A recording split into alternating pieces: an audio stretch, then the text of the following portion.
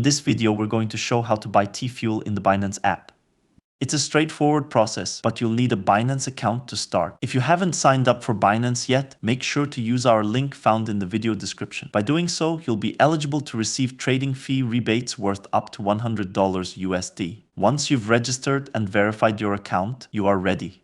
At the home screen, choose Convert. If it's missing, select More. Then select Edit to edit the shortcuts and scroll down till you find it. Select the plus sign to add it to the shortcuts. When you are finished, select Done. Now go back to the home screen and select the icon you just added. Now select the currency you wish to use for the purchase. Then add the currency you want to buy. In our case, we are looking to buy TFUEL. There are two ways to buy it. You can either choose the current market value, or you can set the specific price at which you wish to buy. Now we just need to preview the conversion to ensure everything is correct. If it looks okay, then choose to convert it. Now you can go back to the home screen, choose Wallet and then Spot.